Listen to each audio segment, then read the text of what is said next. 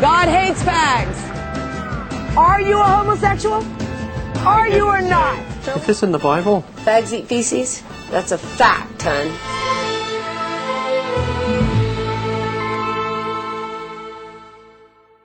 In America, the Phelps are quite well known, and in fact, when I worked at TV Nation with Michael Moore, we did a segment on the Phelps. So I'd known about them for more than 10 years, but it's since then they've upped their pickets. They now do these pickets of funerals. So in the last couple of years, they've become extra controversial. Someone here saw on YouTube some clip of Shirley Phelps, who's kind of running the show there at the moment.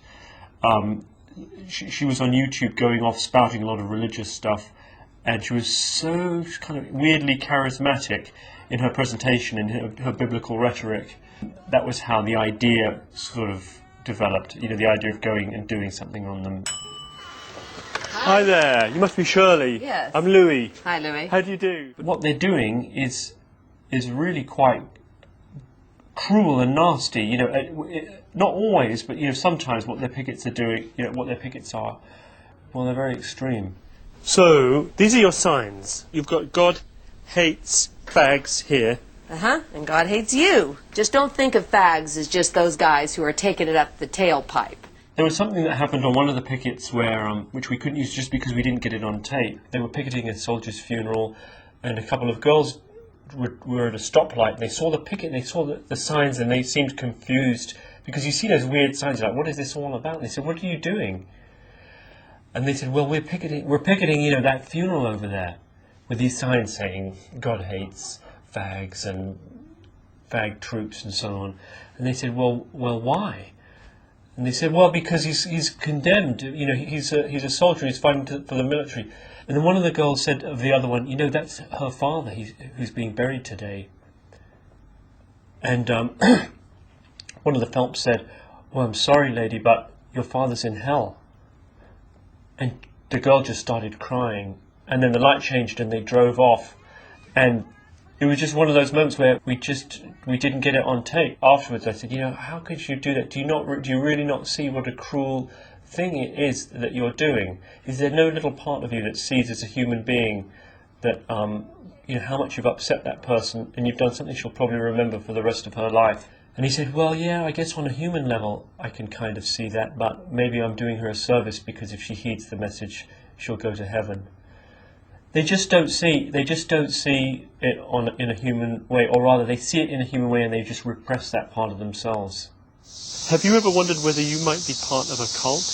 What exactly do you have to be to qualify as a cult? Well, basically, isn't it, it's like a fringe religious group that exercises an inordinate amount of control over its membership. You have to have certain other things also. Brainwashing, or yes, and your a cult leader, a charismatic leader at the top, maybe like Fred Phelps, your father, could qualify. Look, hon, I don't care about all that nonsense. I'm telling you that we're the ones who are strictly adhering to the doctrines of faith of all the mainline religions. They're not, we are. One of the interesting things I did when I was making the show was in my hotel room there was a Bible, and I read the Bible at night, just sort of to familiarize myself a bit with it, and to check up on the Phelps teachings as well, the things they say. You know, the things they say are in the Bible. That's the other thing to remember. It doesn't say go and picket funerals, but it does say death to people, you know, to homosexuals, not verbatim, but in Leviticus there's a bit where it says, thou shalt not lie with mankind as with womankind, it is an abomination. Noah, do you know what fag troops are? Yeah, What? it's this nation of these fags. It's the nation of fags. That's what fag troops mean. If you're not a practicing fag, what are you? What if you support fags? What does that make you? You're a dyke. What was interesting and at times kind of confusing about the family was that, on the one hand, what they're doing was strange, weird, wrong-headed, and at times cruel. And yet, at the same time, you know, when I was with them, most of the time, I found myself enjoying their company. I found them intelligent, nice, kind people. They were very hospitable to me. May I ask if you've had boyfriends, either of you? No, we haven't. Why not? Because that's not what we're about in this life. We're not about serving ourselves. I think anyone who sees the show and sees clips of it sees that it's just this fascinating, very weird group, and it's a case study of a family. What did you say? I said, are you kidding me? Who's going to marry us? It's just such a shame that they're doing something so strange and hurtful.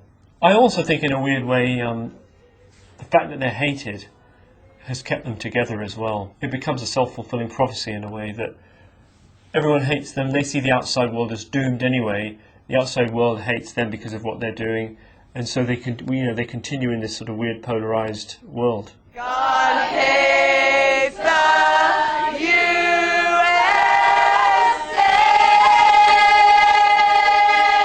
I mean, I think hate is part of the normal complement of human emotion. So do I hate? I do hate things, yes.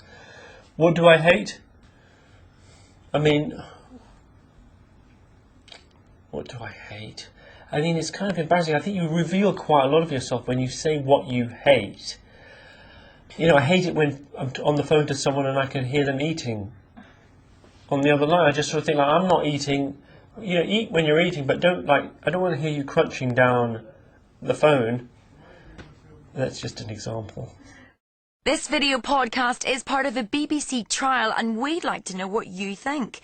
We're carrying out some viewer research, and if you would like to take part, well then send an email to videopodcast@bbc.co.uk stating your name and which video podcast you've seen, and we'll be in touch.